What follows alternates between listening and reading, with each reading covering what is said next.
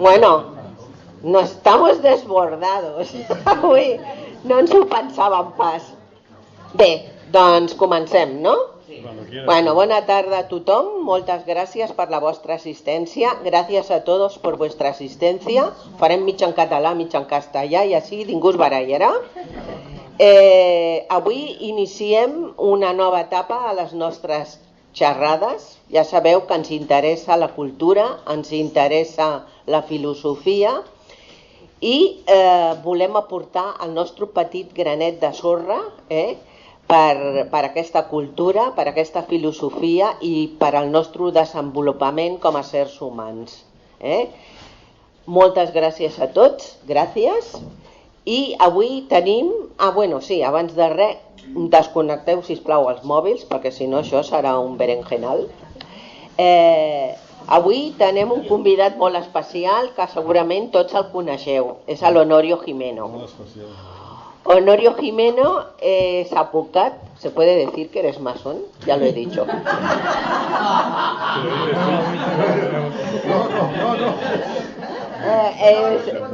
És advocat, és un profund coneixedor de totes les tradicions sagrades i avui ens parlarà sobre, ajudat també per un altre mestre, que és el José, el José Sánchez, ens parlarà sobre el simbolisme de la cruz. També, a part del que he dit a part del que us he dit dels mòbils, també penseu que hem de fer fotocòpies i que aquí tenim una petita guardioleta per si algú vol deixar alguna cosa quan s'acabi, I bueno, tu ja és la palabra, ya sense... A ver, se oye ahora, ¿no? ¿Por aquí? Sí. Muchas gracias. En primer lugar, lo de masón me ha dicho, ¿no? Sí. A ver, masón quiere decir que es una condición que se puede alcanzar. Entonces, el medio para alcanzarla es entrar en la masonería a ver qué pasa. Pero yo no quiero decir que la haya alcanzado. Unos la alcanzan, otros no. Estamos en ello. Porque los frutos ya lo verán los demás. Si aquellos demás lo ven, lo ven. Después decirles que el tema del simbolismo de la cruz lo he visto en varias tendencias, sobre todo la principal es un libro de René Guénon que se llama El simbolismo de la cruz. Entonces, de la obra de Guénon, quizás sea el libro que más me ha costado. Es decir, lo leí una vez, no entendí hasta el capítulo 11, ahí me paré, otra vez me paré en el capítulo 11, a la tercera también, luego cogí a mi hijo que es arquitecto, que de metafísico y de masón no tiene nada, pero como es arquitecto le dije, dibújame esto, por favor, porque no entiendo. Y el capítulo 11, 12 y 13 me los dibujó. Y empecé a entender algo. Pero tampoco. Entonces pensé, olvídate de estos 3 capítulos y sigue adelante. Y seguí y se entendía. El resto, digo, menos mal. Y entonces me hice un resumen con dibujos, que es la chuleta que he traído aquí yo, pues para inspirarme. Y más o menos se ha llegado a entender el sentido que tiene la cruz. Es un sentido metafísico de la cruz. Por lo tanto, como es un tema bastante duro, si me quieren hacer preguntas durante la exposición, háganlas en toda libertad. Si veo que la pregunta se puede solucionar después, les diré, al acabar lo hacemos. Pero si no, trataremos sobre el tema que no se entienda para que no quede interrumpido, si es lo que se puede explicar. Espero que, y si sale mal, les pido perdón, porque me han acorralado ustedes. Si me escapo y me tiran tomates, no puedo salir por aquí, tengo que ir por la ventana. O sea que les pido perdón por lo que pueda ser de defectuoso el tema. Bien, empezaremos diciendo esto por el punto. Para simbolizar lo que es la cruz en general. Guénon habla de todo lo que se cruza. Entonces hay un libro también de Guénon que se llama El hombre y su devenir según el Vedanta, que quiere decir el devenir del hombre desde que sale de su principio, Dios hace toda la vuelta y vuelve otra vez. Simbología cristiana, parábola de hijo pródigo, sale de la casa del padre, hace su paseo y vuelve otra vez. Sería el devenir del hombre en el universo. Entonces, esto también se hace no solo según el Vedanta, como dice Guénon. El otro día estuvimos en una conferencia de otro maestro que conozco, hizo el hombre y su devenir según el shivaísmo cachemir. Lo explicó en base al shivaísmo, pero el devenir del hombre. Y en este libro, hay 3 libros de Guénon muy duros. Uno es el hombre y su devenir según el Vedanta, el otro es el simbolismo de la cruz y el otro son los estados múltiples de ser. Quien entiende estos 3 libros, entiende al autor. Hay que darle caña al tema, porque cuesta. Pero en fin, luego coges el vicio y vas viendo que la cosa es bastante real. Empezaremos pues por la simbología, por la geometría, por el principio. ¿Por dónde empieza el devenir? Por un punto. Siempre pongo la misma simbología, que es la del mar, que me la habéis oído 1000 veces. En el budismo tenemos el nirvana y el samsara. El nirvana sería el mar y el samsara sería la evaporación, lo que sale del mar. Salen unas gotas en forma de vapor y se pasean por donde tienen que pasearse fuera del mar hasta que vuelven al mar otra vez. Eso sería la existencia. Ex estare. Están fuera del mar. La caída al mar otra vez sería volver a la inmanencia. Entonces, todo este proceso diríamos que sería lo que se llama metafísicamente el no ser, que sería el mar, y la manifestación del ser. Entonces, el ser está en medio, como si tenemos la línea de en medio, que sería lo que llamamos Dios, sería la primera determinación. Entonces, ¿qué hace? Es un punto. Estamos en geometría ya, vamos, para que salga la cruz. Es un punto y ese punto se desdobla a sí mismo. Parte de la perfección y como parte de la perfección se desdobla a sí mismo y se hace como a sí mismo y hay otro punto. Y entre el primer punto y el segundo punto hay una distancia. Estamos en la manifestación en este momento. La gota ha salido. Y el segundo punto ya existe, está fuera. Pero no es el primero. Porque aunque se haya desdoblado, el segundo punto tiene un origen, que es Dios. Y Dios no tiene ningún origen. Es Él. Es la causa originaria de toda la manifestación. Y ahí se crea una distancia. Y en esa distancia sale lo que recibe Moisés cuando va a ver la zarza ardiendo en el Sinaí. Que sube, que ve la zarza ardiendo, va arriba a ver lo que es, y es Dios que le está hablando. Descálzate porque pisas un lugar sagrado, y le encarga que libere al pueblo de Israel de los egipcios. Y entonces él le dice, ¿y quién me envía? Y él le dice, yo soy el que soy. El punto es el que es. Y ahí sale, digamos, la teofanía, la manifestación de lo que sería la zarza ardiendo. Y explica, el ser es, que es lo que dice el hinduismo. Entonces ya tendríamos una línea. ¿Cómo se manifiesta este punto con toda la creación? La creación es que salen seres individuales que salen de ese nirvana o de ese mar que él los manifiesta. Se manifiesta en tres principios claves, que en masonería lo tienen también como un punto que se insiste mucho, que es la libertad, la igualdad y la fraternidad. Entonces, para que la obra sea perfecta, ese punto cree el universo de forma perfecta, necesita un requisito, que es que los seres creados sean libres. Si no los crea con libertad, están condicionados a algo. Por lo tanto, si ellos vuelven al punto original o lo reconocen, será porque hay una voluntad que les obliga. Y tiene que tener libertad. El punto que sale, el ser que Dios ha creado y lo ha dejado en el universo, tiene que volver a reconocer por libertad propia. Tiene que ser Él. No tiene que tener ninguna fuerza que le presione a eso. Por lo tanto, la obra es libre. Los seres son libres. La libertad ya la tenemos. La igualdad. ¿Por qué la igualdad? Porque el punto, cuando se manifiesta y manifiesta el universo entero, lo hace para todos los seres igual. No hay diferencias. Las diferencias las crean los seres luego según lo que hagan. Según la libertad que tengan, harán una cosa, harán otra. Pero él, la manifestación que hace es idéntica. Por lo tanto, si es igual para todos los seres, el radio que sale de ese punto hacia lo indefinido que vaya cada ser, son todos iguales los radios, lo cual implica que hay una esfera. La manifestación es una esfera. Los radios son idénticos. Y esa es la realidad de todo.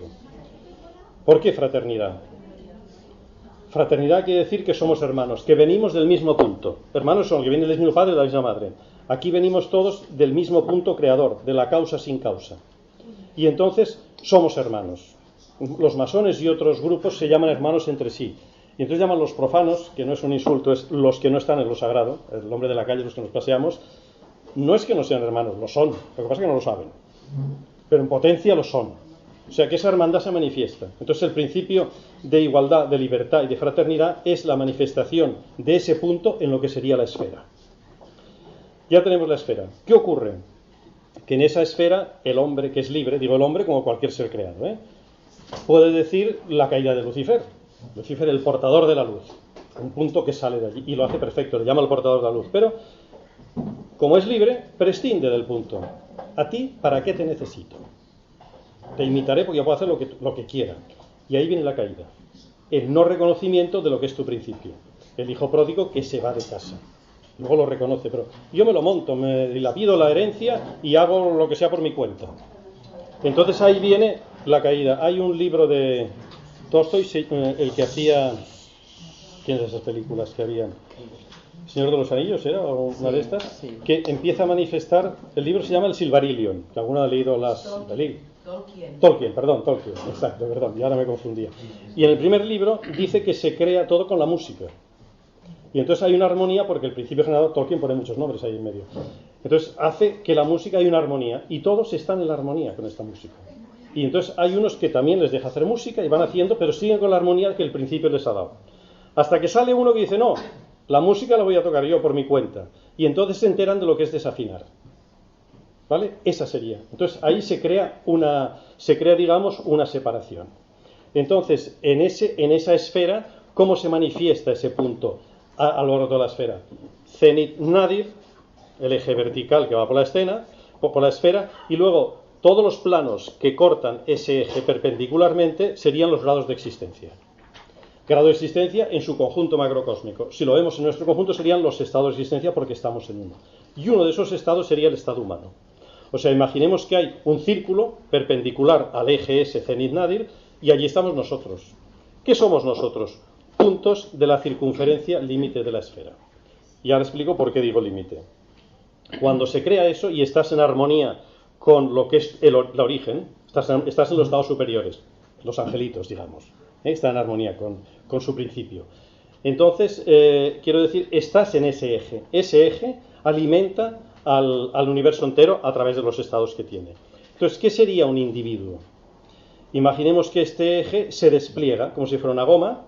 Imaginemos un arco. La cuerda sería el eje principal, el del principio. Y el arco sería el ser manifestado que se ha separado. Entonces tiene un camino que recorrer, que sería desde el punto más lejano hasta el Nadir otra vez. Recuperarlo. Entonces ese punto, ese semimeridiano, sería el camino que el hombre tiene que hacer. El hombre, digo, el ser creado. Hablo del hombre porque aquí somos todos seres humanos, ¿vale? Nos entendemos mejor. Entonces ves que está separado, pero tiene esa línea. Ya tenemos una línea vertical. Tenemos el camino que tiene que hacer. El camino durante todo el universo. ¿En qué punto se encontrará? En el punto de su plano que lo corta perpendicularmente. Y entonces se encontraría el plano perpendicular, tendríamos una cruz que iría a la vertical de arriba abajo y la perpendicular que sería el estado que está ocupando. Como está muy apartado del centro, él no ve la curva, ve una recta. Y entonces esa recta, con la recta suya, tendríamos una cruz. Falta algo en esa cruz todavía. Entonces, ¿por qué se ha apartado tanto? Se ha apartado por una cosa que dijimos también en una conferencia que era la teoría de las castas, ¿vale? Estamos en el eje principal y estamos en el estado humano y en el centro, en el eje. Por lo tanto, todo es armonía lo que se produce allí. Pero el hinduismo lo explica de una manera de que un rey tiene 4 hijos. Y los 4 le salen distintos. Y entonces, ¿qué pasa? Pues que uno de los hijos ve el espíritu, ve el eje. Y solo ve lo espiritual. Y eso alimenta al resto del universo. Pero hay otro que dice, aquí somos varios. Y por lo tanto, necesito que estemos en armonía. Aquí hay que controlar que vivamos bien en sociedad. Entonces ya le da prioridad a esa tendencia. ¿Vale? Y lo que pasa es que le pregunta al del eje, oye, estamos bien así, y el del eje le alimenta. O sea, el primer hermano, que sería de lo espiritual, le instruye al segundo que quiere el equilibrio social, que haya armonía en la sociedad. El tercer hijo ve que él puede hacer cosas por su cuenta. Construye, negocia, realiza, comercia, lo hace por su cuenta. Ve que tiene medios, los combina y entonces se hace como una representación, digamos, en la primera figura de la Trinidad. Dios Padre. ¿Qué hace Dios Padre? Crea el universo. Y él crea su composición, arregla cosas, vende, compra, construye. Los masones serían esos. Construyen templos, físicamente. Y el cuarto hijo está allí mirando y le gusta la materia. Y entonces no ve más que eso. Y entonces, oye, ¿hay comida para hoy? ¿Lo tenemos todo? Si llueve estamos tapados. No me líes más que no quiero saber nada más. Ese sería el cuarto hijo. Y da lugar a las 4 castas. La primera casta sería la casta de los brahmanes, que estaría tocando el eje siempre, pero ya se van apartando, porque ya no es el Amsa primero. Han salido 4 cosas diferentes. Entonces se crea lo que se llama en el hinduismo el Manvantara, que sería el ciclo de la humanidad, que parte desde el centro, donde está el eje principal, tocando en el estado que estemos, hablamos del estado humano, hasta el límite del estado. Entonces esa línea del Manvantara la ocupan en orden. Si fuese 10 la distancia de la línea, 4 sería la edad de oro, que sería la primera edad, donde los brahmanes están en armonía con el resto.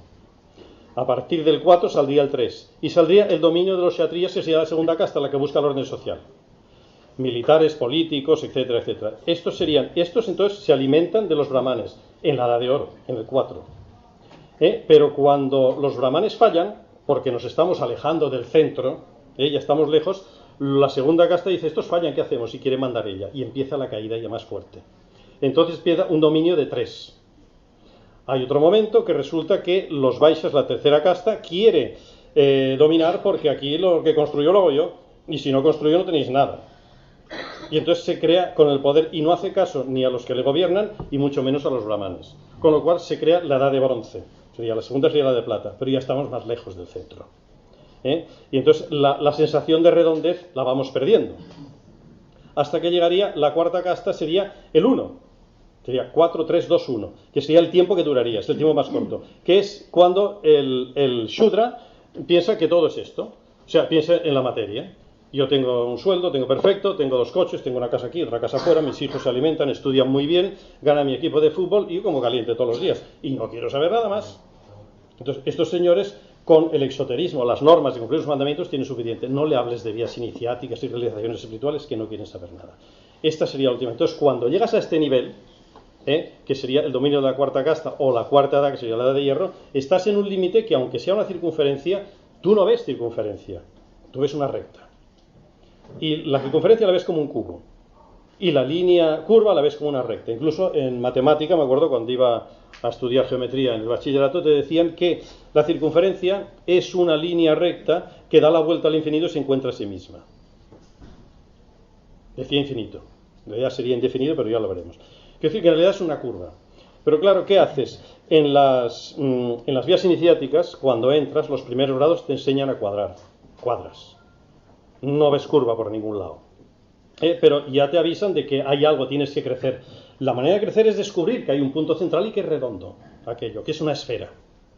Entonces, en los primeros grados se cuadra hasta que ya ven que tienes capacidad para eliminar tus opiniones, tu ego, tus metales, dejarlos fuera y puedes transmitir enseñanza, entonces te enseñan que hay un centro y que aquello gira.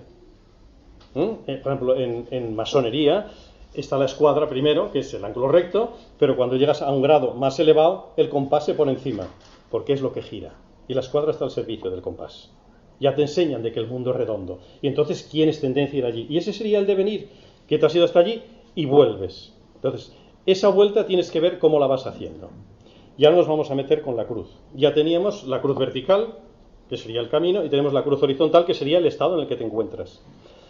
Si cumples, haces la vida normal, haces la vuelta a la circunferencia y llegas al final y llega la muerte física.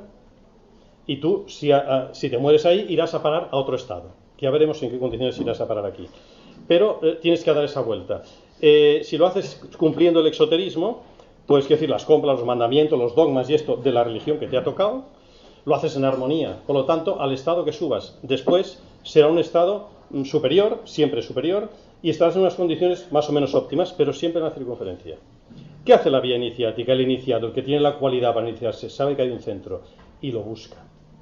Y entonces, desde ese punto, puede ir directo por el radio, lo cual es muy difícil, que se hace porque Dios quiere que lo hagas, la Virgen María, la ilumina el ángel, él le dice, pues vas a ser la madre de Jesús, salvar al mundo, y ella dice que se haga en mí según su voluntad. Recibe directo del rayo, el rayo celeste le da directamente. Entonces eso es el rayo que va directo al centro.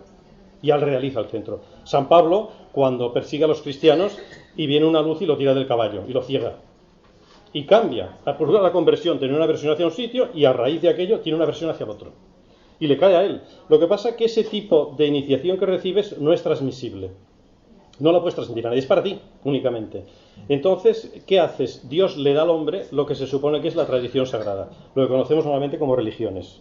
Así que las religiones tienen un aspecto externo, el exoterismo, y un aspecto interno, el esoterismo. El aspecto externo sería la religión de los mandamientos. El aspecto esotérico sería la vía iniciática. ¿Qué hace?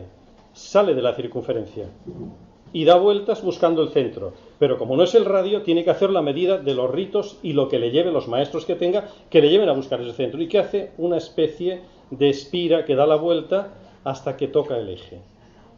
Cuando toca el eje, el individuo de aquel estado que ha hecho esto ha realizado los misterios menores. Ha hecho una tendencia hacia adentro. Aunque haga a la vuelta, lo que apunta la tendencia es el radio. Y tenemos un radio, un camino, que sería el semimeridiano, el estado que se encuentra perpendicular y otro perpendicular que iría a buscar el centro. Y tendríamos una cruz. Y ya tenemos la cruz del individuo, del ser creado. ¿Vale? ¿Qué hace esa cruz? Busca la tendencia de la cruz del universo entero. ¿Cuál sería? Zenit Nadir, la del centro, la cruz cúbica que alimenta el universo, y en el estado que esté hay un norte, sur, este y oeste. Y esa sería la cruz cúbica, donde se alimenta todo. Sería la proyección de una sobre la otra. Entre Zenit y Nadir tenemos que sería la condición norte, nos definiría a nosotros el solsticio de invierno, el sur el solsticio de verano, el este el equinoccio de primavera y el oeste el equinoccio de otoño. Y ahí se manifestaría el ciclo dentro de ese plano, pero eso es plano, no trasciende nada más. Y ahí es donde podría realizar esto en ese plano. Entonces tendríamos que esa tendencia es esta, pero ¿cómo va la tendencia? ¿Cómo llega el individuo a ese eje? Porque la cruz que cada individuo tiene, esa cruz que hemos dicho que es individual cada uno, no hay ser creado que no lleve la cruz encima. Tiene su camino, tiene su estado y tiene su tendencia. ¿Vale? No, esperamos un poco.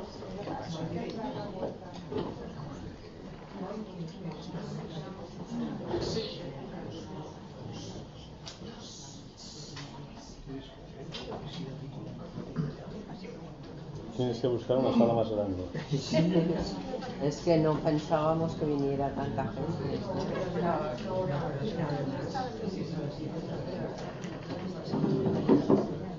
Perdó, podries repetir això de la creu cúbica? Sí. Trobo que no, em sembla Sí. interessant, però no... Repetim una altra vegada. Sí, sembla... La creu que ens han ensenyat és la creu plana. Vale? Estem al nostre estat i tenim una creu que va del nord al sud i de l'est a l'oest. I allò és una creu, i es creua amb el punt central d'aquesta circunferència. Vale? Llavors aquesta és la plana, però veurem que aquesta plana mai és plana, per lo que direm ara d'aquí un moment. Vale? Llavors aquesta no és més que el reflecte de la creu cúbica d'una esfera, i l'esfera no és plana, és volum en tot allò. Llavors és la que va del zenit al nadir, que serien els dos polos de l'esfera, i en qualsevol plano que tingui, i al nord, al sud, a l'est i a l'oest, ja forma una creu cúbica. El vertical, l'horitzontal compost, és una creu cúbica que tots els angles són 90 graus, angles rectes. I aquesta creu cúbica que està al centre de l'esfera és la que alimenta l'univers sencer. És la que manifesta per tot l'univers sencer. I la creu que tenim cadascú de nosaltres, que seria el nostre camí, a l'estat que entrem i la tendència que tenim, seria aquella creu que té que buscar la creu cúbica per realitzar-se a sí mateix. Això és el que volem dir. Más o menos así de esto. ¿Esto se ha entendido más o menos?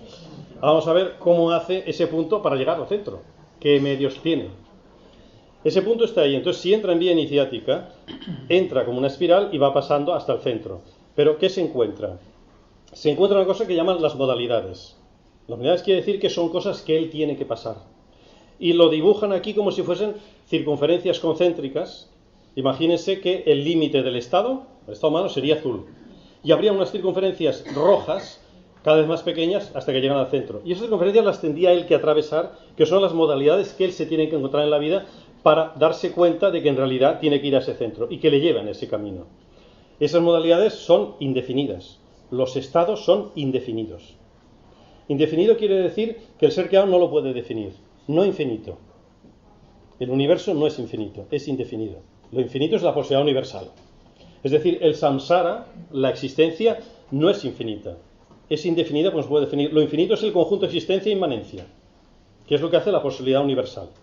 Al hacerlo. Entonces, en esas modalidades indefinidas, una podría ser la modalidad corporal. El hombre tiene un cuerpo, pero tiene una modalidad sutil, tiene una modalidad temporal, tiene una modalidad espacial, tiene que trascender el espacio-tiempo, ir a lo sutil. Todo esto se lo va encontrando él y lo tiene que ir atravesando, lo tiene que ir realizando.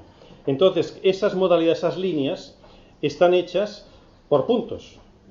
Porque lo que diferencia la línea no son los puntos en sí, los puntos la componen. Pero lo que da distancia a la línea es el espacio entre los puntos, que ellos lo ocupan. La distancia entre los puntos puede ser infinitesimal y nosotros vemos una línea, pero esa distancia es la que da el espacio. Entonces, estando en el tiempo, va trascendiendo ese espacio y va realizando. ¿Qué son los puntos? Las acciones que haces, lo que tú haces, cómo te mueves, los gestos que haces. Entonces es lo que se llama en metafísica el gesto ritual. Gesto ritual quiere decir que si lo que tú haces lo haces ritualmente, irás avanzando, porque irás hacia ese centro. De ahí salen los ritos sagrados. Entonces, si tú operas bajo un aspecto ritual, harás lo que se llama el karma, que no es el devenir y la acción y reacción que todo el mundo cree. Karma es acción, pero es acción ritual. O sea, ritual es algo que Dios le da al hombre y el hombre se somete a aquello y ve que entra en armonía, realiza la manera de hacerlo. Entonces, esa manera de hacerlo le hace que la teoría del gesto, según cómo se mueva, ocurrirá una cosa, ocurrirá otra. Si él va trascendiendo esto, irá trascendiendo todas las modalidades hasta que llega al centro. ¿Cómo están estas modalidades? Pues estas serían las circunferencias rojas, Si me enrollo demasiado me paran, o me dicen de qué va la cosa. Hay que trascender las circunferencias concéntricas al centro. Entonces, ¿son circunferencias? Si fueran circunferencias, ocupan todo el círculo. No hay un solo espacio que esté libre en el universo. Todo es un porqué. Los masones tenemos una simbología en las columnas del Templo de Salomón que tenemos allí, que son unas granadas. Y las granadas nos indica que dentro de la granada está lleno de granos, pero no hay un espacio entre granos. Está llena. Está ocupado el universo entero. Entonces, volvemos al plano de las modalidades. Estamos en nuestro estado humano. Y esas modalidades están juntas, esas circunferencias. Se pegan. ¿Cómo puede ir una circunferencia y pegarse a la otra? Hay algo que la tiene que pegar. Ella por sí sola no puede. Entonces, ¿qué hace? El punto final, cuando va a identificarse para cerrar y ser circunferencia, se aparta del de antes y hace una circunferencia más pequeña. Con lo cual deja de ser circunferencia. Porque si no, se repetiría en el mismo punto. ¿Qué sería una repetición? Sería una limitación de la posibilidad universal. Y la posibilidad universal no se repite nunca. Todo lo que hace siempre es nuevo. Porque una repetición supondría una limitación. Y la posibilidad universal es ilimitada. Quiero decir que es infinita. Esa sí que es infinita, no es indefinida. Entonces, ¿qué se produce para que haya una continuidad? Que se crea una especie de espiras que van encontrando y son todas las modalidades que el ser tiene que llegar hasta encontrar ese centro y trascenderlo. Si encuentra ese centro, resulta que ha hecho lo que se conoce en tradiciones sagradas, ha realizado los misterios menores, ha realizado los misterios. Ha realizado, si es el estado humano, estamos en el estado humano, es hombre. Cuando digo hombre me refiero al género humano, no digo hombre-mujer. Cualquier género humano llega a ese centro. Entonces es hombre. Mientras ha sido un proyecto, un intento de hombre. Ha realizado el estado humano, lo ha descubierto todo. Entonces, ¿desde ahí qué hace? Está vivo, no ha llegado la muerte física todavía, Sigue allí. Entonces, ¿qué hace? Tiene la capacidad de, a través de él, porque está en el eje ya no sería él, sería el él con mayúscula, el Dios que a través suyo, porque ha llegado así, se manifiesta a los demás. Y sale esa fuerza que no la para nadie, y él se movería en el medio que le ha tocado vivir de una manera distinta. Transmitiría la armonía del universo, pero solo en su estado, porque no ha trascendido el estado. En masonería decimos que el masón es el que llega al centro del círculo. Si no, eres un intento de masón. Por eso cuando yo les he dicho que si era masón, no sé si he llegado al centro del círculo. El que llegue lo será. ¿Cómo lo sabré? Porque los demás lo verán, no porque yo me califique a mí mismo. Porque si yo me califico a mí mismo, ya sale el ego creyéndome que soy algo. Y no le deja la entrada a Dios. Cuando yo no me creo que soy nada, ni soy... Lo que dice el maestro Edgar en La pobreza de espíritu, es el hombre que no sabe nada, que no tiene nada y que no quiere nada. No es fácil conseguir eso. Hay que conseguirlo. Cuando lo consigues es que no necesitas nada, porque es él a través tuyo. Entonces es el hombre. Entonces ese hombre ha realizado los misterios menores. ¿Qué ocurre? ¿Ha realizado lo inverso? No, es el hombre verdadero. Pero la cruz cúbica no refleja al hombre verdadero, es la cruz plana la que lo refleja. Lo refleja el hombre universal. ¿Y cuál es el hombre universal? Cuando llegas allí tienes una realización que puedes hacer.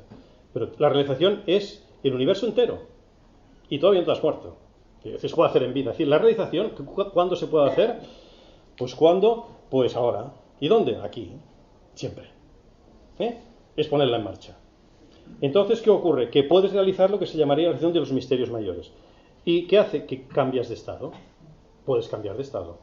Cuando llega la muerte física, ¿qué ocurre? Imagínate que estamos en el extremo y tú no has hecho ninguna iniciación ni has trascendido ninguna modalidad, pero estás en el límite de la circunferencia. Y llegas, dado la vuelta en orden, has cumplido los mandamientos, pero tú no te preocupa nada más y te mueres. Entonces, si esa circunferencia, vamos al volumen, la circunferencia que delimita el estado, el último punto coincide con el primero, se cierra la circunferencia y hay una repetición. Por lo tanto, la posición universal no lo hace todo nuevo. Ese último punto sube encima del primero. Distancia infinitesimal o muy grande, depende de lo que hayas hecho en esta vida. Y aquí sí que entra el principio de acciones y reacciones concordantes. Según lo que hayas hecho, irás al cielo, al infierno, o sea, lo que nos enseñan en el colegio. Entonces, sube encima del punto e inicia una nueva circunferencia que es un nuevo estado de existencia, sería otro lado de existencia. Y la inicia hasta que llega al siguiente. Entonces, ¿qué se crea? Ya no hay circunferencias. No las ha habido nunca. Son espiras. la espira de la corriente de las formas de los 10.000 seres o libro de las mutaciones del taoísmo, que muchos de vosotros conocéis y habéis oído hablar. El libro de las mutaciones lo explico muy bien, porque las mutaciones son los cambios que experimentas tú en cada estado que estás pasando. Hasta que llegas, si llegarías por el exoterismo, fíjate si tienes tú para pasar lo que quieras. ¿A dónde llegarías? Al cenit. Y serías el hombre universal. El hombre universal ya no lo serías porque como ha ocurrido la muerte física y tienes otros estados, en el siguiente estado ya no serías hombre, serías otra cosa. El estado que tocase vivir, ¿vale? Entonces, el que está en vía iniciática, vamos a suponer que uno está en vía, y ha trascendido unas cuantas modalidades de estas que tiene que cruzar, y antes de llegar al centro, muere físicamente. ¿Dónde nace en el siguiente estado? Se produce que esa modalidad sube un punto encima y se mete en el estado, pero en la modalidad que se ha quedado no empieza otra vez desde cero. Aquello ya lo ha ganado. Y aquel hombre parte desde allí, que ya no sería hombre, hasta su centro a ver si lo consigue. Si lo ha conseguido, a medida que va subiendo estados, porque igual que llega allí, él asciende el estado, porque ha entrado en los misterios mayores, y se puede morir a mitad del recorrido del cenit. Entonces llegaría a un cierto nivel. Si llega físicamente vivo todavía al cenit, se produce el hombre universal. Ha realizado la vía plena, la realización plena. Dios y él serían lo mismo, la identidad divina. Ha recuperado, se identificaría con la cruz cúbica. Su cruz particular que teníamos allí habría llegado y se habría hecho uno con la cruz cúbica. Alimentaría el universo entero. ¿Qué puede hacer ese ser? Que es él y Dios es lo mismo, porque siempre habían sido lo mismo y él no se había dado cuenta. Volver al nirvana, la gota de agua se puede tirar al mar y quedarse donde ha venido, o bien bajar otra vez al universo, pero bajaría siendo el verbo. La realización divina sería el hombre universal. ¿Dónde iría? A cualquier estado. Los ha trascendido todos, evidentemente pasaría. Eso sería lo que se llama una realización descendente, que sería la figura del bodhisattva budista. En el caso del cristianismo, la encarnación del verbo sería un caso, que es distinto, porque el verbo no viene porque sube y luego baja, y hasta arriba. El Padre envía a su Hijo ungénito para salvar el mundo, para que haga, es un avatar. Viene, por eso en el yin y el yang, cuando lo dibujen verán que el blanco está dibujado baja, para que el negro suba, que es el que está subiendo. Entonces el blanco sería el verbo en este caso, o bien alguien que ha hecho una realización plena, que se identifica con el verbo y ayuda a los demás. Y los ayuda de manera de que él no se sabe quién es. Se viste en el medio que está, habla el idioma que se habla, coge el nombre de los nombres que hay por allí, porque él no necesita ni nombre, ni vestido, ni necesita nada, lo ha trascendido todo. Y se manifiesta entre ellos. Esa sería la realización plena. Sería la identidad con lo que sería la cruz cúbica. Se ha identificado. Entonces, en todas estas tendencias, ¿qué nos encontramos? Porque me he ido muy rápido a esto. Veis que en el universo tenemos la cruz cúbica, ¿no? Hay una cosa que llaman los 3 gunas en la India, que serían 3 tendencias que tiene todo ser creado. La tendencia sería el sattvas o tendencia sátvica, que sería el que busca el espíritu, el primer hijo del rey de la India que decían. Busca el espíritu, entonces va desde el centro hacia el nadir, hacia arriba. Otro que busca el equilibrio social, y sería el rajas, que sería la tendencia natural a la que estás. Y el tamas, la tendencia tamas sería la tendencia a lo bajo, a los estados inferiores, lo que se conoce como infierno. Infierno es inferior, que estás abajo. Entonces uno tiene una tendencia a buscar y se queda allí. Esas tendencias las llamamos todos. Entonces hay que ver cuál haces. Entonces con el nacimiento, según la casta que tengas, has nacido con unas cualificaciones especiales que te llevarán allí. Es decir, que en las castas, en la vía iniciática, la vía iniciática que haga un masón, un comerciante de tercera casta, le llevará al centro del círculo igual que le lleva un satrio a un caballero. Cada uno en lo que le ha tocado vivir. Pero estaría ahí puesta. Entonces, dejadme que mire la chuleta. Una de las cosas que hacen es clave, que sería ese paso de las modalidades. ¿Qué sería? Sería lo que se conoce como la guerra. ¿Qué es la guerra? Suena muy mal eso, vamos a pelearnos y estas cosas. Hay 2 guerras. El Islam dice, Mahoma le dijo a los árabes, hay 2 guerras. La guerra santa, la gran guerra, que se llama la yihad, y la pequeña guerra. La pequeña guerra es la de cada día. Me has cobrado más, que no sé qué, que no es que el negocio, que pisa, tú que cruzas el semáforo, etc. ¿Vale? La gran guerra es la que llevas contigo mismo. Es decir, cuando Jacob vuelve otra vez a su casa y se encuentra con Esaú, al que le tiene miedo, viene con todos los rebaños y las mujeres y los hijos que ha tenido que estar unos años con Labán. Si han leído la historia, se va y Labán, que es su tío, le hace trabajar 7 años para casarse con una hija y otros 7 para casarse con la otra, que él quería la otra, pero se la cuelan, y tiene hijos con las 2. Entonces vuelve con toda su realización, que son los 12 hijos que tiene, y llega a un río. Entonces cuando llega al río, todos se quedan dormidos, menos él. Recordemos el budismo y el príncipe Siddhartha, cuando está en el palacio y quiere... ¿Perdón? El príncipe Siddhartha que dice, está en una fiesta que ha montado su padre y todos se duermen, menos él. Y entonces se pregunta, ¿por qué yo tengo que hacer esto? Y la voz le dice, porque tú estás despierto y los otros dormidos. Y el Buda quiere decir el despierto, el que ve, el espíritu lo ve todo. Entonces Jacob, ¿qué hace? Está despierto. Y entonces cruza el río, va al otro lado, va a los estados superiores, va allí. Y allí lucha con un ángel toda la noche. Está luchando con él. Y el ángel, como no puede vencerle, le clava un puñal en el nervio ciático, parece ser que es, en la cadera, y pierde la fuerza. Entonces le dice, no puedes vencer a Dios, lucha con Dios, Jacob, ¿no? Trasciende aquello. Entonces le dice, como has luchado con Dios, él le dice, ya que no puedo vencer a Dios, bendíceme. Y el ángel lo bendice. Y le dice, a partir de ahora ya no te llamarás Jacob, sino Israel, que quiere decir el que lucha con él, el que brega con Dios, el que está pendiente de Dios, que siempre está. Ese es el que está dando. Y esa es la guerra santa del Islam. Es la guerra que tiene que hacer pasando modalidades con la teoría del gesto, luchando esa teoría que está haciendo. ¿Cuál sería la auténtica guerra? Y aquí les tengo que leer un párrafo, porque así me lo sabría de memoria. Lo leeré más directamente, así me olvidaré menos. ¿Qué capítulo era esto?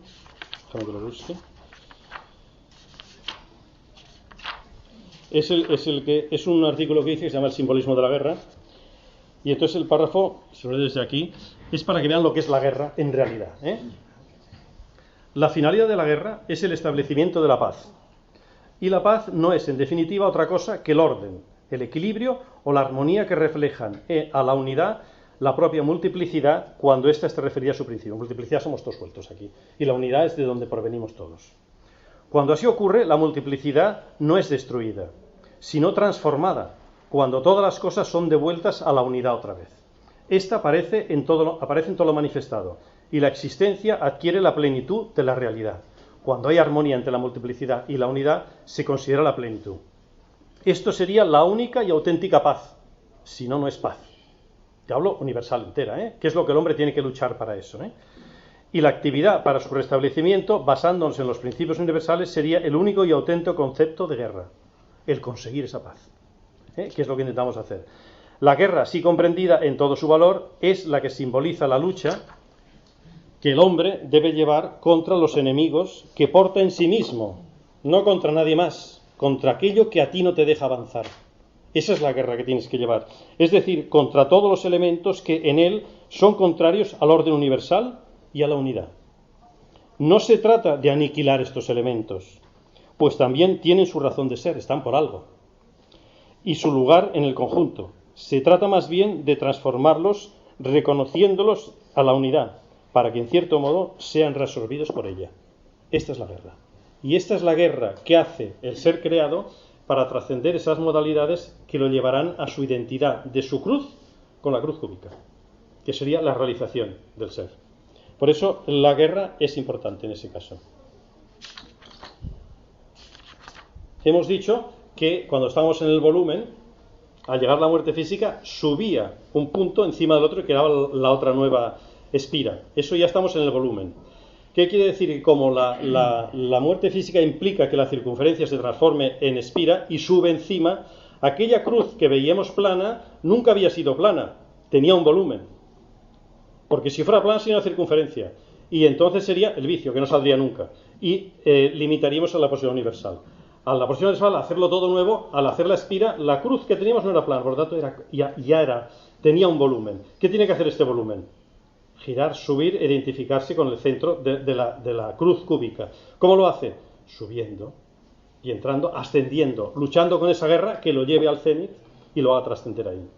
Entonces hay una cosa que se discute, que sería un símbolo de la cruz que está en muchas tradiciones sagradas, es la esvástica, la famosa cruz gamada de Hitler, que se lo copió de los hindús y la puso en su escudo. La esvástica es la cruz plana en un estado que gira. ¿Quién le hace girar? Las secciones que hay en cada punta miran hacia aquel lado va y gira hacia este lado, siempre gira. El movimiento siempre está en movimiento toda la manifestación, menos el eje, que según los chinos el invariable medio, porque es invariable y del que todo depende. La rueda gira alrededor de un eje y ese eje no gira. pero hace girar la rueda. Sin ese eje, la rueda no se mueve. Y ese eje sería el invariable medio. Todo lo demás está en movimiento. Entonces, ¿qué haría? Ese movimiento giraría la esvástica. ¿En qué sentido? En un sentido o en otro. ¿Cuál sería el bueno? Cualquiera de los dos es bueno. Si vamos al Ecuador y abrimos un grifo, veremos que el agua gira en una dirección. Pero si pasamos el Ecuador, gira en la otra. Esto me lo han dicho y tengo un amigo que se ha ido a Sudáfrica y digo, oye, suelta la bañera del cuarto de baño y suelta un poco de espuma a ver para dónde gira. Y me lo envió en un vídeo y se vio perfectamente. Es así, no quería más que comprobarlo. ¿Qué quiere decir? ¿Que es válida la una u otra? No, las dos son válidas. El individuo que está en un estado, que está en lo que llamamos el hemisferio superior, el cenit estaría arriba. El nadir estaría abajo de todo para él. Pero el que está en el hemisferio inferior, ¿qué sería lo que está abajo? No sería el nadir, sería un cenit para él. Porque la esvástica giraría hacia ese lado. Es decir, ¿qué es lo que está arriba, lo que está abajo? Taula esmaradina. Lo que está arriba es como lo que está abajo. Porque no hay arriba ni abajo, ni hay dualidad en el universo. La realidad es esa. Entonces, el ser que se encuentra ahí, por eso la esvástica es válida que gire en cualquiera de los dos sentidos. Es una cosa que nos encontramos siempre. Entonces, verán que la cruz cúbica tiene 3 sentidos y 6 direcciones. La dirección que va hacia el cenit, hacia el nadir, hacia el este, hacia el oeste, hacia el norte o hacia el sur. Ahí sale otra cosa curiosa. Por favor. Sí. El simbolismo del ideal con el rey herido, ¿tiene algo que ver con el tema de Jacob? La pelea de Jacob con el ángel. No lo conozco. ¿El simbolismo del rey herido? El rey herido del Grial. Del Grial. No conozco ese tema. Puede que lo haya tenido alguna referencia, pero no. O sea, me remito a los textos sagrados. La referencia que da él es que Israel, ¿quién es? El que lucha con él. Claro, a nivel exotérico de israelita, pues son los hijos de los israelitas. No. Es decir, un musulmán o un cristiano que lucha con Dios es un israelita, por el hecho que está luchando, está haciendo de Israel. Y un individuo que se somete a la voluntad de Dios está haciendo su misión. Islam es su misión. O sea, el que se somete a la voluntad de Dios es un musulmán. Actúa como musulmán. Ponle el título que quieras en la sociedad, que yo pertenezco a este país o al otro. Todo eso es multiplicidad y exoterismo. Pero la realidad sería que él realiza aquello. El sometimiento de la Virgen María a la voluntad de Dios es lo que quiere hacer todo musulmán cuando se somete a la voluntad de Alá. Pasa que luego se divide como... A ver, todo viene de la tradición primordial. La primordial está todo junto. Y es un árbol que tiene un tronco y tiene varias ramas. Las ramas serían las tradiciones derivadas y el tronco sería la tradición primordial. ¿Qué hace el que quiere llegar a la cruz cúbica? Buscar el tronco. Entonces, a través de la savia va trascendiendo sus ramas hasta que encuentra el tronco y se identifica con la tradición primordial. A medio siempre está separado. Hablaban de los 3 poderes cuando se habla de Melquisedec. Melquisedec tenía 3 poderes. El real, el profético y el sacerdotal. Los tenía él. Pero en el hombre no realizado están aparte. Los 3 reyes magos de Oriente, cuando van al niño Jesús a dar los regalos, le dan los 3 poderes. Le dan el oro, el incienso y la mirra. El oro es el poder real, el incienso el poder sacerdotal y la mirra el poder profético. Y se los dan a él para que los lleve él solo. ¿Por qué? Porque él es el verbo. Y el verbo tiene capacidad para llevarlo solo. Entonces el verbo está ahí, estaría en el tronco. Pero ¿qué pasa? Que en ese tronco sale un tocón que se llama Abraham. Y de ese Abraham sale una rama que se llama judaísmo. Y otra que se llama cristianismo y otra que se llama islam. Ya tenemos ramas. Pero todas van al centro. Por eso, ¿qué son lo que hay que seguir? Las tradiciones sagradas, las ramas que unen al tronco. ¿Cuándo no las sigues? Cuando lo que dicen que es religión se lo inventa un señor o unos señores y lo publican por ahí. Y aquello no es ninguna rama, aquello vas dando tumbos, de un lado a otro. Por eso hay que coger la tradición sagrada e identificarla y seguirla. ¿Cómo la sigues? Trascendiendo las modalidades que te van presentando la vida. ¿A través de qué? Del gesto ritual. Si lo haces todo ritual, será mucho más rápido llegar. Cuando hemos visto el mambatar exacto que había las 3 edades, la de oro, la de plata, la de bronce y la de hierro, veíamos que en la edad de oro estamos pegando al eje principal. Estamos en contacto y había armonía entre las 4 castas. Todo era ritual. No había ni una sola acción que hiciera un ser que no fuera ritualística. La teoría del gesto era ritual y había posibilidad de llegar porque había una armonía. En la edad de hierro estamos tan apartados que hemos perdido hasta el centro. ¿Qué es ritual? Todo es profano. Ritual, pues mira, si el domingo vamos a misa o los otros van a la mezquita o los otros a la sinagoga cuando les toca, o los masones pues cada 15 días o cada mes hacemos un rito, eso es lo que tenemos. Creamos un espacio sagrado porque todo es profano. Entonces, ¿qué busca esa acción ritual, ese karma que sería la acción ritual? Trascendiendo las modalidades. Le ayuda el rito. En la edad de oro no haría falta ningún rito. Héroes, ninguno. La encarnación del verbo en la edad de hierro. En la edad de oro no hace falta que se encarne, hay orden, hay armonía. Y en el paraíso ya es la plenitud. Hablo del paraíso antes de la caída, no se ha producido la dualidad todavía. Se produce cuando en la libertad Dios le dice a Adán, tienes todo el paraíso aquí, el árbol de la vida en el centro, y aquí tienes el árbol de la ciencia, del bien y del mal. De ese no comas. ¿Vale? Entonces viene la serpiente, que es la tentación, se enrosca en el árbol, llama a Eva, y Adán les dice, si coméis de ese fruto, seréis como dioses. Les da la dualidad. Tú eres distinto a Dios, come y serás como Él. Y muerden. ¿Cuál sería la respuesta crística del verbo? ¿Cómo voy a ser igual que Dios si Dios y yo somos uno? No me vengas con... Entonces, claro, ahí se produce la caída. Entonces se producen las castas y todo el ciclo del Manvatara hasta su final, que sería la de hierro. Si se preguntan qué pasa al final de la de hierro, viene el cataclismo, lo que ustedes digan, pero se extingue aquel Manvatara y empieza otro. Manvatara es un ciclo, otro, y empieza desde la edad de oro. ¿Cuál sería la simbología de este proceso? Sería el arca de Noé.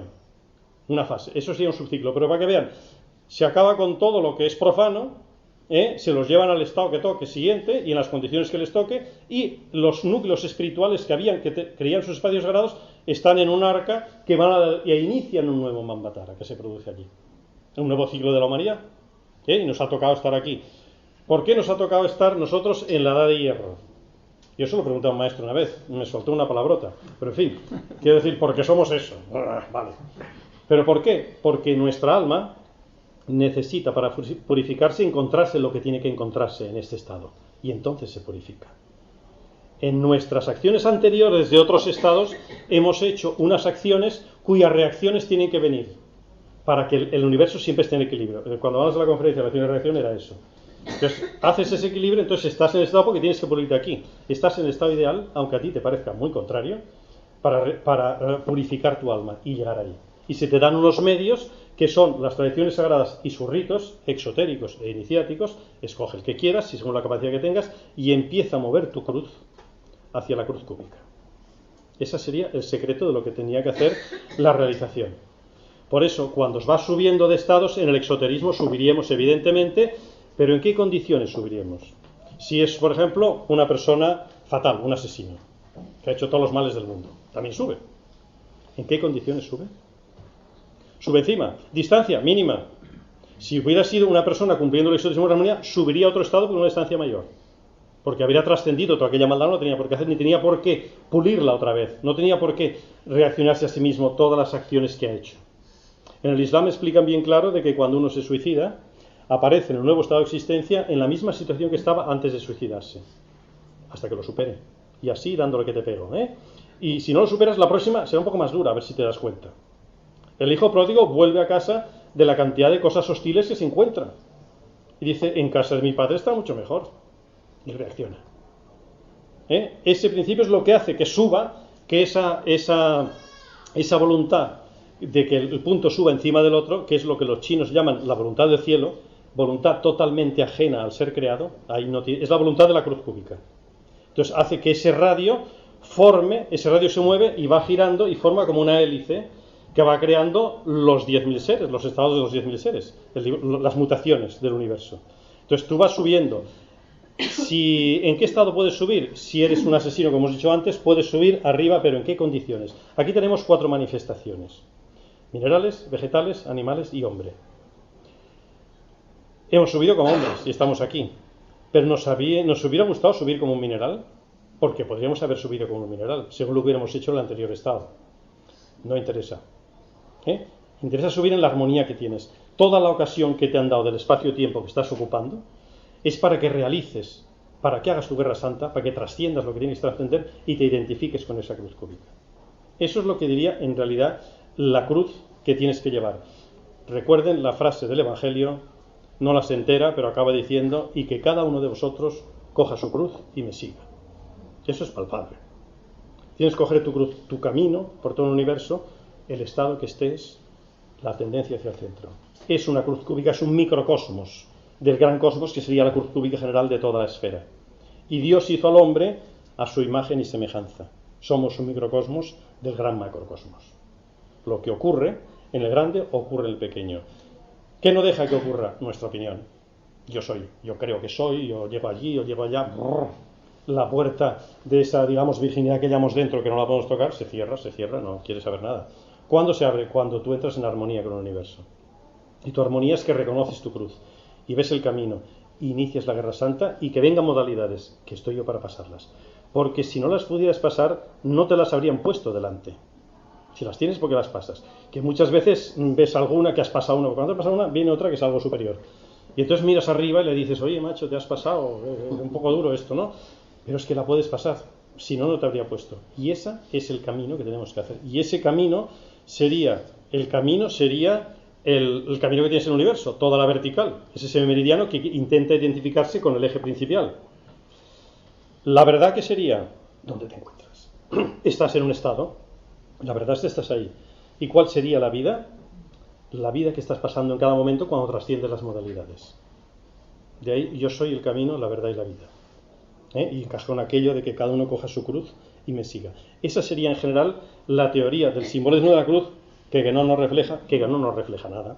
Guénon solo dice lo que dice la tradición, él no dice nada por su cuenta, y él ha explicado, son las tradiciones que se han ido estudiando, explican esto. Lo explica muy bien el taoísmo y el Vedanta.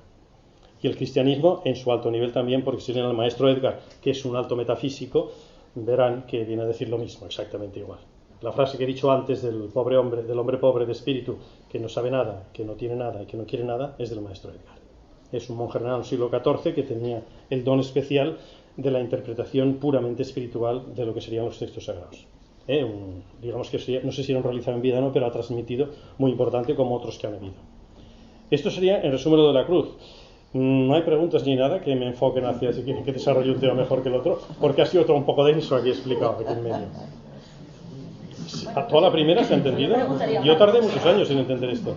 Preguntaria, ja que preguntáis, pues pregunto. Quan parles de... Hi ha una existència, sí. I quan acabes l'existència deixes de ser home i poses en un altre... Bueno, ets un ser creat, però a l'estat humà ja no el tens un altre estat. Sí. Exacte. I aquest altre estat, com se diu? Quina individualitat té? A lo millor no té individual. Bueno, individuals tenen tots, però no és una individualitat que tu ja veus identificat amb el principi. Els àngels són individuals, però estan reconeguts al principi. Hi ha una unitat plena amb el principi, hi ha una harmonia plena amb Déu. Però som un, vull dir, no som uns altres, som un. Que anem repetint, però ja no som homes. Què som llavors? Un ser creat, el que et toqui. Home, perquè hem estat humà el que estem ara, però passarem per diversos estats. A veure, si fas la realització plena i vens a l'home universal, els estats els saltes tots. Ja has passat. Ja ho has realitzat aquí en vida. La figura del Jivan Mukta hindú és aquesta. Jivan Mukta és l'individu que ha fet la relació dels petits misteris i dels grans misteris. La del seu estat i de l'univers sencer. I Déu i ell són la mateixa cosa, la identitat divina. Videha Mukti, que és l'alta figura que té l'hinduisme, és l'individu que fa això just al moment de morir. Ell ha fet els petits misteris, però al moment de morir es dona compte, i com això és atemporal, el que passa no està dins del temps, es produeix. Es podeix arribar en Mukta, però just al moment de la mort. Aquest home ja ha arribat, ja ho ha transcendit tot. Ara, com es diuen els altres estats? Pues no sé, pues puc dir que un es diu l'estat humà, i l'altre es diria el cel i l'altre l'infern, ja tenim tres. Vale? Per dir així el que ens ensenya a l'escola. Crist contesta en un moment donat, ¿y qué sabem després de tal? ¿Quieres darle esto? No, supongo que se oye, ¿no? Se hacen directamente, sí. Digo, ni se casan ni dejan de casarse, ¿no? Serán como ángeles. Por lo tanto, responde estados espirituales. Naturalmente, habiendo realizado ese estado, ¿no? O sea, la generación corresponde al tiempo, pero en el grado espiritual no hay generación.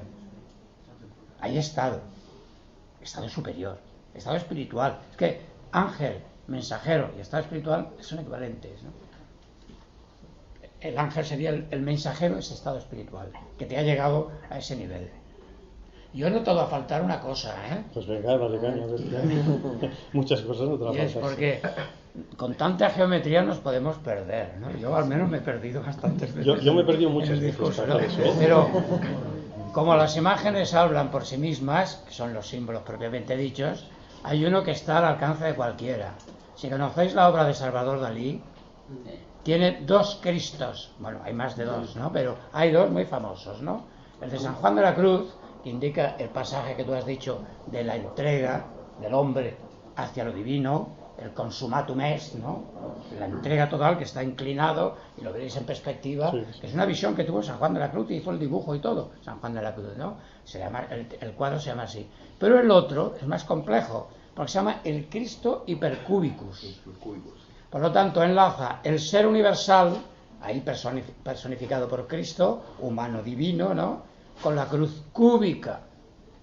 Y San Pablo todavía lo dice más claro: creced a la altura del Cristo total.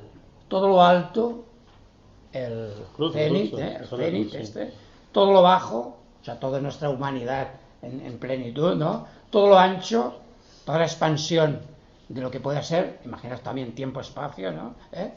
Todo lo de adelante, el devenir futuro, y todo el atrás, todo el pasado. O sea, la conjunción de todos los planos de realidad en un solo punto. Sí, sería el punto. Y ese punto está significado en el Apocalipsis por el Cordero inmolado. O sea, por el sacrificio del hombre Dios, dando vida a todas las cosas, como la irradiación de luz. Yo le llamo la cruz de luz, porque la primera es la cruz de agua, que es la del Génesis, ¿no? De los 4 ríos, sí, y tal. Sí. Esta le llamo yo la cruz de luz, porque es la luz que ha invadido toda la creación, y solamente cabe, por reflejo, retornar a su fuente. Por eso, contemplad la pintura de Dalí y veréis cómo enlaza muy bien la cruz cúbica con el hombre en el momento más dramático, ¿no? Que es el del grito, ¿no? Bueno, es el de la entrega, pero ahí representa el grito que Jesús lanzó durante la muerte, ¿no? Pero a veces, como de Dalí nos reímos un poco, está no sé qué, no nos atenemos, que él también aplicaba lo de la cruz cúbica, porque conoció a Matilda Guica. Ah, sí, venía de... Dalí conocía a Matilda Guica, que es el experto último que nos ha recordado lo que hemos ido abandonando poco a poco desde el Renacimiento para acá. Yo creo que más que un renacimiento se ha producido un amortiguamiento de la percepción de la realidad. Con tanto utensilio, nos hemos olvidado de nuestra naturaleza profunda, ¿no? Sí. Es la marcha normal del fin del ciclo. Cuando más te alejas del espíritu y haces cosas de estas. Pero vamos, hasta que vuelve el ciclo otra vez, ¿no? Todo el mundo puede volver a su sí, sitio. Claro. A ver, la edad de oro no es que se haya pasado. La llevamos todos dentro, ¿eh? ¿La queremos hacer o no? Nos dedicamos al plástico, quiero decir, a ver qué hacemos. Hay otra cosa importante, que dentro de esa guerra pasas, por ejemplo, se ha discutido bastante, las 3 virtudes teologales, que son la fe, la esperanza y la caridad, ¿vale? Entonces es interesante decir que las tienes que tener. Con la fe se ve lo invisible, se cree lo increíble y se realiza lo imposible, aunque no lo parezca. Y la esperanza, sabes que va a llegar, pase lo que pase, lo negativo que venga, pero aquello llegará. Y tú haces tu camino, tú coges tu cruz y vas acercándote, porque la fe y la esperanza te van llevando. Y llegas. ¿Qué hace la fe? Ya no la necesitas. Has llegado. ¿En qué vas a creer si es aquello? Esperanza, no hay nada que esperar, estás allí. ¿Y qué pasa con la caridad? Esa es infinita, esa no se muere nunca. Siempre hay caridad. Dios hace el mundo por caridad. Y esa es la que tienes que practicar toda la vida. Es decir, que en una realización descendente harías eso. La fe y la esperanza no necesitas, pero la caridad la tendrías allí. Porque sin caridad no se hace nada. Entonces, eso es una cosa que a medida que vas pasando modalidades, vas aprendiendo, vas mirando cómo vas progresando ahí. ¿Hay una pregunta allí detrás? Sí. Yo es que observo que el planteamiento es más a posteriori que no al inicio, al Génesis. Se inicia con el haya luz y separa la luz de las tinieblas. Ahí empieza todo. Entonces, quiere decirse que nosotros somos lucecillas de esa luz inicial. Evidentemente. Y que hay un proceso sí. que desconocemos cuál es, pero que está establecido, sí. en el que esas luces tienen que pasar a una luz comprimida, como puede ser el ser humano, y que tiene que volver otra vez a la zona de tinieblas, puesto que la zona de luz es la zona en la que se baja a la materia. A ver, esta es para mí la cuestión básica para poder luego establecer todo lo que has explicado. Esto es lo que hemos dicho al principio sobre la libertad. El Dios crea, la causa crea seres y los crea libres. Y estos seres, unos reconocen a su principio y otros no. El hijo pródigo se va. Y como no lo reconoce, se crea un sistema para que lo vea. Entonces, ¿Dios qué hace? ¿Qué dice el Génesis del árbol de la vida? Los triángulos que tiene, un triángulo hacia arriba y dos triángulos hacia abajo. Triángulo hacia arriba. Dios, lo trino, en el principio creó los cielos, triángulo hacia abajo, y la tierra, y vuelve a su sitio. Y tiene los tres triángulos del árbol sefirótico, puesto aquí. Si en la libertad que hubiera habido de los seres creados no hubiera habido ningún ser creado que no hubiera reconocido a su principio, ¿qué hubiera hecho Dios? Hubiera creado los cielos, la tierra, ¿para qué la queremos? ¿Vale?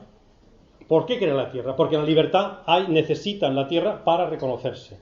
Entonces están las aguas inferiores y las aguas superiores. ¿Y el espíritu qué hace? Aletea sobre las aguas. ¿Es necesario por qué? Porque el ser que quiere apartarse, el ser caído, necesita un método para volver. Si lee la parábola del hijo pródigo de Buda, la budista, que es prácticamente igual, explica claramente que lo que hace el padre de la casa al hijo le crea un sistema que él no lo sabe, pero que es el que le hará volver. Y ese sistema es todo lo que el alma se va encontrando según las acciones que ha hecho, las reacciones que está recibiendo, para que la hagan rectificar. Eso obliga a que haya un estado oscuro que te lleva al estado claro. Es decir, a ver, condenados a la gloria estamos todos. Tú puedes ir arrastrándote y haciendo pecados toda la vida entre el barro, o coger un precioso caballo blanco que te lleva directamente al centro. Oye, el caballo blanco se llama tradición sagrada y el otro se llama opiniones tuyas. Escoge lo que quieras. La luz no te la quitas nunca. No, es que la llevas, es imposible. A ver, lo que no puedes tocar nunca dentro de ti, que es inmutable, o sea, la gota de agua no puede dejar de ser el mar, por mucho que le guste. Eso es la Virgen. ¿Por qué? Porque es inmaculado. Porque no lo puedes tocar aunque quieras, es la parte virginal que llevas dentro. Esa parte virginal es la simbología del pesebre que hemos contado 1000 veces. ¿Qué hará? Esperará tu actitud. ¿Tu actitud es en armonía con el universo? José y María está esperando. Que José es José, abre la puerta. Y se unen. ¿Y qué pasa cuando se unen? Nace el Dios que llevas dentro. ¿Vale? Esa es la simbología de Navidad, la típica. Pero eso nace porque... Pero José, tienes que ser tú que con tu libre voluntad quieres entrar en armonía. ¿Cómo entras? Con la Guerra Santa. Haciendo esa trascendencia, llevando tu cruz a identificar con la cruz cúbica. No sé si contesta esto. Sí. Empezando por el final, estarías diciendo en todo esto que es un todo uno. Sí, claro. Por lo tanto, sería una multiplicidad indiferenciada. Bueno, la diferencia entre la multiplicidad la hace por la acción de cada ser. Exacto. Eso es lo que hace la diferencia. Es decir, cuando se crea el universo es una esfera, ¿vale? Pero ¿qué ocurre? Siempre será una esfera. Pero el ser dice, no, aquí yo solo voy aparte y hay dos. Y entonces aquella esfera se transforma en una elipse que tiene dos centros, el yin y el yang. Y ya tenemos los opuestos. ¿Están en oposición? Los vemos en oposición. Están en armonía. La armonía de los complementarios, la coincidencia opositorum que habla muchas veces. Esto también se habla en la cruz. Pero en realidad es así. No, es una esfera. Aquello es una ilusión nuestra que nos creemos que es así, porque nos creemos que somos distintos de Dios y vamos a hacer maravillas en este mundo. Y todo eso lo tienes que ir puliendo para darte cuenta que esa cruz no son dos puntos, es un punto que está reunido. Eso es lo que vendría a decir la multiplicidad, que se desvía por esto, pero se desvía el ser creado. En cada acto aprendemos, como dice Bhagavad Gita, en la filosofía, la acción en la no acción. Sí. Tampoco tener la ambición de que quiero llegar, sino que... La acción en la no acción sería perfecto. Porque la no acción sería el aspecto espiritual, verlo. La acción sería la que hace. Hay un ejemplo clarísimo en el Evangelio. Viene Cristo con sus apóstoles y va a casa de Lázaro. Y viene para una comida maravillosa. Y Marta está preparando la comida como una loca. Pone manteles, pone de todo. Y María se queda mirando así. Adiós, no hace otra cosa, ve a Cristo. Y claro, María se queja. Marta se queja. Oye tú, dile que me ayude, que no da golpes. ¿Y qué le contesta Cristo? Deja que María está haciendo lo que tiene que hacer. Aquella sería la una acción. Solo ve el espíritu. Y ha escogido lo mejor. No, que lo dice. Sí. Tu hermana ha escogido lo mejor. O sea, esa sería la no acción. Y la acción, si está en armonía con esa otra, es perfecto, sería el rito. Si va por su cuenta, sería la caída. Eso es lo que lo diferencia. Perdón. Bueno, siguiendo el hilo de cómo lo has desarrollado, bueno, yo también me gusta mucho la geometría, entonces veo ahí un tema, ¿no? Porque si todo sale de un centro, la luz nunca puede cruzarse. La luz directa no, la luz por reflejo sí. Claro, lo que viene, entonces, digamos que para crear la trama hay que cruzarse, ¿no? Sí. Esto no sería el aspecto del hijo pródigo que va cruzando para hacer la urdimbre. La trama sería el paso del hombre a través de la urdimbre, que sería la representación del eje principal. Tiene la libertad de cruzarse. Exacto, tiene que cruzarse y hacer su cruz. Se va encontrando. ¿Qué sería cada urdimbre que se encuentra? Cada eje que le aproxima al principal, eso hasta que entre. Crearía una malla, ¿no? Sí, eso sale en uno de los capítulos aquí, que no he querido hablar, pero en fin, ya que sale, es el simbolismo del tejido, y habla exactamente de esto, de la trama y del urdimbre. En el libro de Granón está, si lo pueden leer, y habla de eso. Y entonces el tejido hace la armonía para que tú vayas llegando al eje. Y el conjunto es la tela de toda la manifestación como se está produciendo. La causa no puede cruzarse. La causa se llega y se identifica. No tiene que cruzarse. Es la emanación que hace. No puede cruzarse. Si es luz. Bueno, si es luz, el rayo celeste se cruza, va directo. Es el rayo que se proyecta. Ahora, a ver, se refleja en lo manifestado. Si ese reflejo, según como lo envíes, cruza o no cruza. Pero quiero decir, si sigues el rayo celeste, que miras como aquel que decía, el sol es el mío, porque miraba un charco de la tierra y es el sol. No, el mío está en otro charco. Y cada uno tenía su sol particular. Solo puede cruzar el rayo de luz el observador. Sí, pero si el observador es la realización plena y se ha hecho con el observador, sale el Satchitananda. El observador, lo edificado y lo conocido. Lo que decimos al principio, yo soy el que soy. Si reconoces esto, verías es lo mismo. Porque has realizado, te das cuenta en realidad, cuando haces la realización plena, te das cuenta, lo dijo Pródigo, he vuelto a casa. Cuando la gota de agua va al mar, dice, hoy por fin estoy en casa. Si es que esto es lo que soy. Entonces, si se reconoce eso, puede salir del mar o no salir, pero ella será siempre eso. Lo reconoce. Entonces, ahí no hay cruces. Hay cruces en el despiste, los reflejos que hay y esas cosas, sí. Pero está el rayo celeste que se proyecta sobre el eje, que sería el eje principal iluminando el universo entero. Entonces, los cruces serían por la desviación que hace el ser creado. No sería por otra cosa, que es lo que tiene que trascender. La simbología de la cruz, en plan de forma física que tiene la cruz, sí. sería tal vez desde un punto al dar, sería en plan, no horizontal, vertical, sería de un punto al otro, o sea, lo que sería la línea recta. Sí. Y lo otro sería un diámetro. Sí, sería el diámetro del estado en el que te encuentres. Eso. Exacto. Es que, claro, no, serían dos diámetros. Cúbico sí que entiendo la parte. Cúbico sería el eje de la esfera. Entonces, como hay un plano de existencia que le corta perpendicular, allí se producen dos diámetros. Esta es la forma que norte-sur, este-oeste. Y cuando es la cruz cúbica, están en armonía porque hay ángulo de 90 grados en cada esquina. Es exacto. Otra cosa interesante, si me sale, porque tengo que pensar, sería lo del yin y el yang. Para un poco. Bueno, esto lo cuento otro día, si quieren, es igual. Más preguntas. Una cosa, sí. Es que unas palabras que ha dicho que parece que sería interesante como superación es aquel que no tiene nada, no busca nada, algo así dicho. No, aquel que no sabe nada, que no tiene nada, sí, y que no quiere nada. Y que no quiere nada. Porque se hace un vacío total en él. Y para hacer el vacío total, entonces Dios puede llenarlo. Si tú opinas y está tu opinión que no le deja entrar, tiene un problema. Y es lo que te dice, de Dios ni el concepto. Porque seguro que lo que tú conceptas con Dios no es Dios. O sea que ni hables de Dios. Y entonces Dios entrará. Ni el concepto de Dios. La nulidad total de todo lo que es. Y entonces, un vacío total, que es el cáliz. ¿Por qué entra la sangre de Cristo? Porque está hueco y está vacío. Si ponemos allí en medio no va. Pues eso es lo que representa esto. El que no sabe nada, porque no tiene por qué saber nada, ni tiene nada, ni quiere nada, está completamente receptivo a lo que venga. Esto de no querer nada me viene a la cabeza ahora porque hoy día es que todos queremos más. Ese es nuestro problema. Ese es el problema. A ver, no quiere decir que no tengamos nada, quiere decir el apego. Por ejemplo, en masonería se dice que tienes que entrar en la logia habiendo dejado los metales fuera. ¿Qué son los metales? Lo que quieres. Mierda, quiere esto, quiere lo otro, lo que pesa, todo el apego que tengas encima. Entonces, eso no te deja que el ritual te transmita, no, porque están todos los apegos delante. Necesito esto y quiero llegar a ser fulano y tal, igual. Todo esto te lo para. Entonces, ¿qué es el metal fuera? Algunos lo confunden con las monedas. Y dice, todos los millonarios están cargados de metales. No, puedes ser millonario y no tener ningún metal, porque no tienes apego ninguno. Y está receptivo. Bueno, es difícil la operación, sí, porque claro, está... No, esto del apego es lo importante, digamos. Sí, lo que tú te apegues, eso es lo que tienes que decir, eso es lo que venía a decir esto. Yo creo que el vacío también lo que significa es la total disponibilidad. Sí. Sí, total. Como no te has agarrado a nada, no has idolatrado nada, eres receptáculo total. Y ser receptáculo es ser hombre. No sé si humus es la tierra fértil, la que puedes recibir. Si no está húmeda, no puedes recibir. Pero tanto no es humus, es cualquier otra cosa. Es la tierra ¿Se oye ahora? ¿Se oye mejor? Vale. Una pregunta al fondo. Nos has hablado del universo, la creación, de Dios.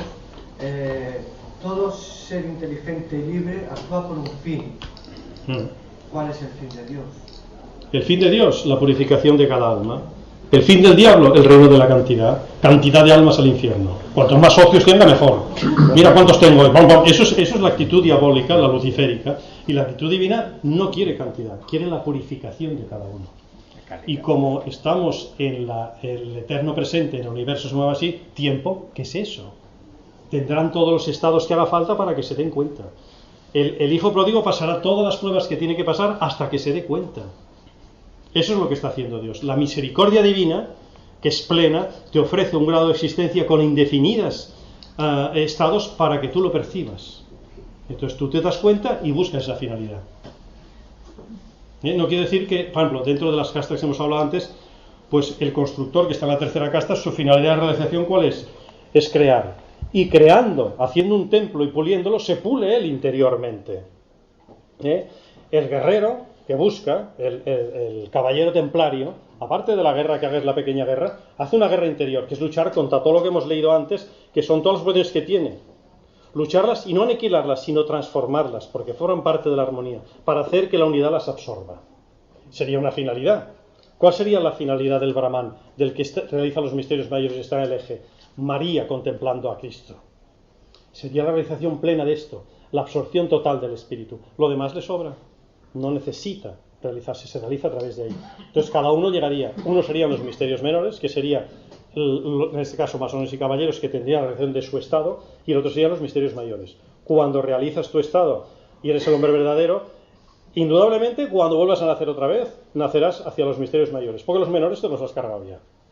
Y tendrás la capacidad suficiente para ascender por el eje, no quiere decir que estés encerrado allí dentro del eje, que desde el eje harás todos los estados que te quedan.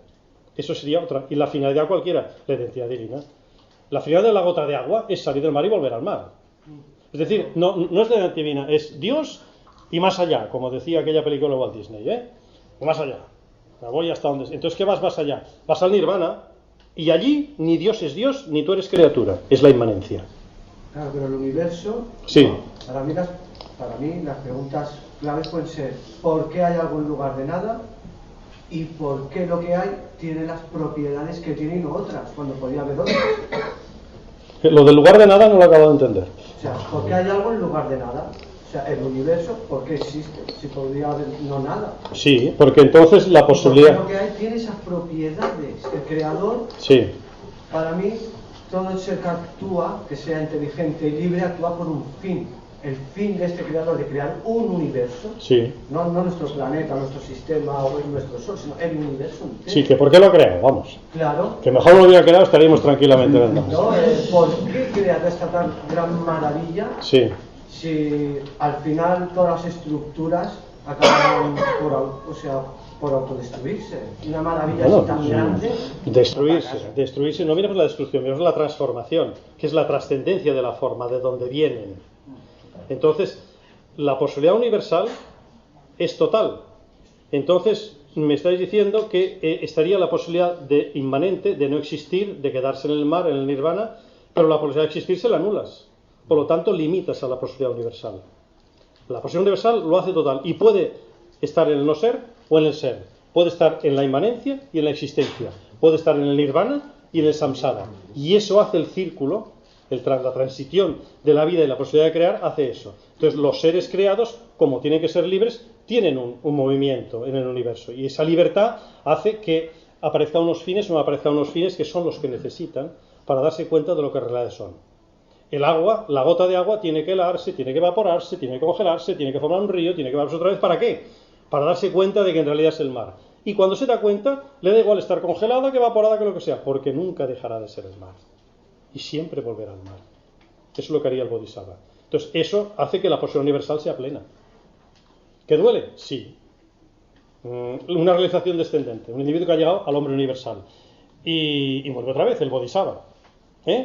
Guénon te dice, por ejemplo, considera que Dante podía ser una realización descendente, por lo que hizo Dante aquí. Y decía, fijaros que Dante no sonríe siempre, no es un juerguista que se está partiendo de risa de todo lo que hay, porque sabe lo que hay. El verbo, cuando se encarna, hace una realización, tiene que pasar por la cruz. Eso no le hace gracia a nadie, al ego menos que a nadie, pero él no tiene ego y sabe que pasa por la cruz, aunque le duela, pero pasa, porque la trasciende y lo anuncia: matar al Hijo del Hombre y el tercer día resucitará. ¿Me entiendes? Lo sabe. ¿Que le duele? Claro que le duele, pero le duele distinto como le dolería al ego. Y tiene los dos ladrones, el bueno y el malo. Uno le dice, tú haz el milagrito que me está doliendo mucho, que quiero sacar, si eres Dios que no sé qué. Y el bueno le dice, déjalo porque él no tiene ninguna culpa. ¿Vale? Lo ve de otra manera, ve el dolor del otro, no está por su dolor. Y es cuando Cristo le dice, esta tarde entrarás conmigo en el paraíso. ¿Por qué? Porque ha trascendido aquello, es el punto de vista. Entonces la finalidad que tengas la vas a tener que ir corrigiendo por el principio de acciones y reacciones concordantes, no es otra cosa. Vendría a ser eso. No se puede limitar a la posibilidad universal, es ilimitada. Y dentro de esa acción está la existencia, el existare. Por eso sería. ¿Qué más? Es ilimitado y es infinito.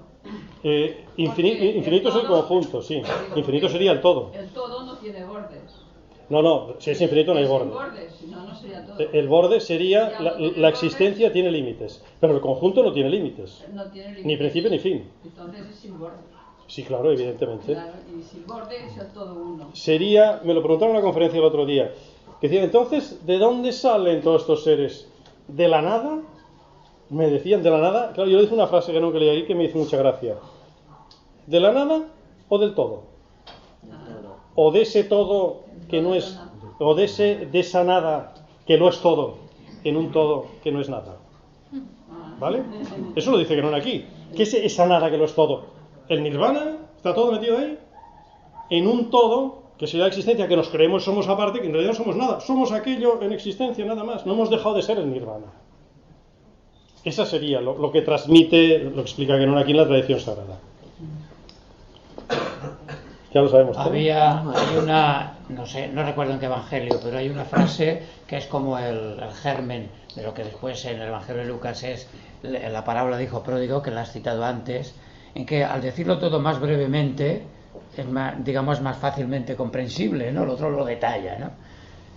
Un hombre noble salió de su casa, de su país, se fue a un país lejano, lo conquistó y volvió de nuevo a su casa. Estamos empleando la expansión y contracción, Entonces, el hombre no es muchos, es uno, que es el universal, ¿no? Noble por naturaleza, porque siempre nos dicen que lo caído, en fin, lo que tal y tal, ¿no? Un hombre total, noble, se va a un país lejano, que indicaría la materia, ¿no? La expansión máxima o la formación máxima, que es lo denso, pero conquistado ese reino, vuelve de nuevo a su casa. O sea, la existencia tiene una misión, que es que la luz va dando vida por donde pasa. Y en el plano humano hemos de transmitir la misma luz que procede del núcleo divino, me refiero del primer punto, ¿no? Conquistado está manifestando la gloria universal, o sea, la Shejinah que dicen los cabalistas, o la presencia de lo divino, que es lo que se llama la inmanencia. Luego el universo está destinado a una iluminación universal. Por eso yo he insistido en la imagen del hombre universal y en la cruz, o sea, en la vertebración verdadera y en el sacrificio verdadero con respecto a esa realidad pura. Sacrificio quiere decir hacer sagrado, Por lo tanto, el sacrificio hace sagrado el universo. Le da el nivel óptimo, el más grande de todos. ¿Por qué? Porque corresponde a la acción divina. Mientras nos entretenemos en si voy aquí o voy allá, me quedo aquí o me quedo allá, estamos perdiendo el tiempo, que es sagrado y no profano. Todos nos dicen que solamente es lo profano, lo que existe y lo que toco, como Santo Tomás, ¿no? Yo no sé por qué lo hicieron santo, ¿no?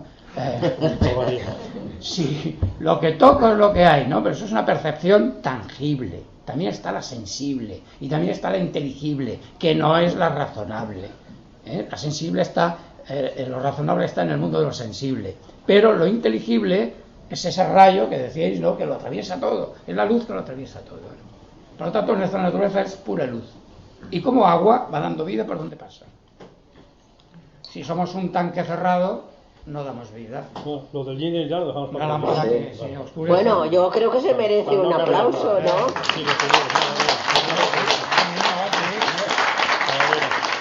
Muchas gracias. Espero que no haya sido pesado el tema. Bueno, he entendido un poco más el simbolismo de la cruz como lo ha explicado Honorio. Hombre, no sé qué. Porque para mí es complicadísimo. Nos volveremos a ver el 25 de febrero, que tendremos aquí a otro masón también, que nos hablará sobre judíos y masones. Gracias. Muchísimas gracias. Edward Martín es el director.